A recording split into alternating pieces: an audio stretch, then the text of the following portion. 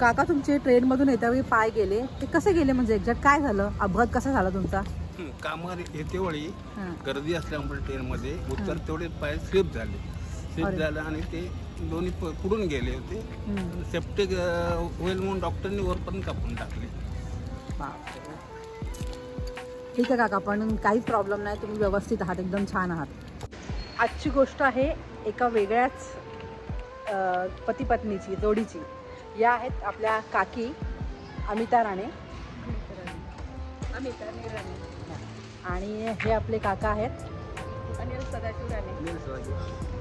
काका खरं तर दोन्ही पायाने अपंग आहेत. यांची गोष्ट सांगताना मला खरंच खूप म्हणजे मला बोलता देखील येत नाही आहे, पण काकींना मी रोज गार्डनमध्ये बघते, तर खाली बसलेले असतात. मला माहीत देखील नव्हतं की काकांना दोन्ही पाय नाहीत, की काका अपंग आहेत, ह्या गोष्टी मला माहीत देखील नव्हत्या. कारण काकींच्या चेहऱ्यावरचा आनंद हा नेहमीच एवढाच असतो. कधीच वाटत नाही की त्यांच्याकडे काही दुःख असेल, त्यांना काही त्रास असेल, त्यांनी कधीच दाखवून दिलं नाही. पण ते माझ्या समोरच्या बिल्डिंगमध्ये राहतात, त्यामुळे आमची ओळख झाली. हळूहळू आम्ही बोलायला लागलो. एक दिवस काकीने मी काकांना घेऊन जाता पाहिलं. म्हटलं काकी तुम्ही कोणाला घेऊन चाललेलात? तर म्हणा माझे मिस्टर आहेत ते. तर म्हटलं मग त्यांचे पाय कसे काय म्हणतात, त्यांचे दोन्ही पाय ट्रेनमध्ये गेले. आता काय झालं, कसं झालं, काकींकडनंच आपण ऐकूया. सांगा काकी, काकांना काय झालं नक्की? 1995 साली 19 तारीखला त्यांचे पाय गेले रेल्वेमध्ये. त्यावेळेला माझी मुलं 3 होती, देवेंद्र अनिल राणे, शैलेंद्र अनिल राणे, प्रीतम अनिल राणे. पण ती एकदम लहान होती, 3 वर्षातली 3 जणं. मी त्यांना कशी मोठी केले त्या ईश्वरालाच माहिती आणि तुमच्या असलेल्यांच्या आशीर्वादात मी आभारी आहे. माझ्या मुलांना पंख फुटले, मोठी झाली आणि मी देवाचे पण पांडुरंगाचे आभारी आहे. काकांना 3 मुलं आहेत, एक मुलगी आणि 2 मुलं. एक मुलगा त्यांचा कॅनडामध्ये चांगल्या पदावर जॉब करतो, बाहेर देशात आहे. एक मुलगा मुंबईतच आहे आणि मुलगी देखील मुंबईत आहे.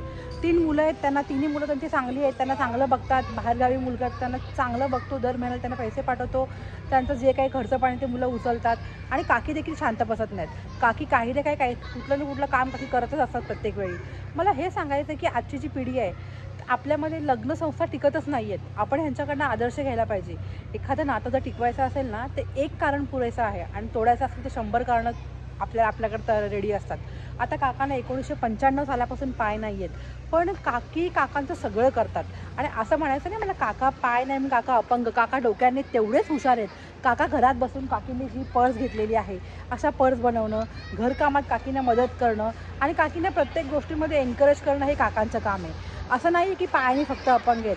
पण मला हे सांगायचं आहे की बाहेर निघाल्यानंतर मी किती आनंदी आहे, मी किती खुश आहे, ह्याच ते नेहमी दाखवायचा प्रयत्न करतात. आणि आता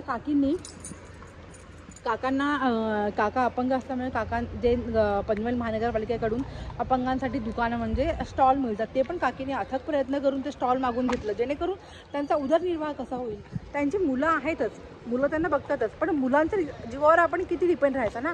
आपण आपलं स्वतःचं काहीतरी केलं पाहिजे. म्हणजे ह्या पिढीची बघा तुम्ही म्हणजे विचार करण्याची. हेल्पर्स ऑफ द हँडिकॅप मुली अपंगची संस्था आहे उजगावला. त्या ठिकाणी मी 2000 साली गेलो. त्या ठिकाणी शिलाईचं शिक्षण घेतलं, शिलाईचं, आणि तिकडेच मी काम करायचं शिलाईचं. तिकडे तुम्ही किती वर्ष होते? 18 वर्ष होते. 18 वर्ष? बापरे. वर्षातून 1 वेळा यायचे, 2 वेळा यायचो इकडे. हां, अच्छा. मग आता इथे घरी कधी बसून आले, इथे राहताय? 2-3 वर्ष झाली. 2-3 वर्ष. मग त्याच्यानंतर निशुताईने मला 200 रुपये दिले. तिकडेसून कोल्हापूरवरून अर्ज आला आणून पोचवा म्हणून, लगेच आला. वाडबाईने आणि निशिगंधा वाड यांनी ह्या दिला अर्ज, एक लिहून दिला उजगावला, मग नरसिंहा उर्दूकडे. मग त्यांनी लगेच आणून पोचवा म्हणून सांगितलं. मग तिची आई गोदरेजच्या हायस्कूलला होती सुपरवायझर. ती निशुताई ही वाडबाई. मग ते घेऊन आले आणि मला 200 रुपये दिले आणि बोलले जा अनिलला पोचून येतं. तेव्हा माझा मोठा मुलगा 10वीला होता. बोली परीक्षा झाली 10वीची, काय मोठ्या मुलाला पाठव. मी माझा दीर आणि हे उदगावला गेलो आणि नंतर अंबाबाईचं पण दर्शन करून आलं. अंबाबाईचं पण दर्शन झालं. ते एक माझी जोडीवाली ना जीवाची निशिगंधाची आई वाडबाई मला विचारायची, अमिता तुला काय वाटत नाही, 3 मुलं तुझ्या पदरात, नवरा अपंग, तर तू काय करणार? तर मी त्यांना बोलले, बाई बघा 2 मुलं आहेत माझी, एक मुलगी आहे, 2 मुलाती 2 पाय, आणि मी त्यांना मोठी करणार. तर त्याच्याशिवाय पुढे आता माझ्याशिवाय ह्या जगात कितीतरी माणसं दुःखी आहेत. कोणाक मूल बाळ नाही आहे, कोणाक काय नाही आहे, असे कितीतरी दुःखी आहे. त्याच्या मनात मी कितीतरी सुखी आहे. तर वाडबाईने माझी मला भेटले आणि पाठ थोपटली. मग निशिगंधाने वाडबाईने काय केला, ते बोलली कोल्हापूरला टाक अपंगामध्ये. मग मी त्यांनी निशिगंधा वाड यांनी त्यांनीच एक अर्ज लिहून दिला आणि तिकडे त्यांनी टाकले. तिकडे ते शिवणकाम करायचे. काय होतं, हेल्पर्स ऑफ द हँडिकॅप. हा, अच्छा. अपंगाची संस्था होती. Helpers of the handicap. हां हां. मग तिकडे तुम्ही शिकलात काय टेलरिंगचं काम? 18 वर्ष तिकडे होते.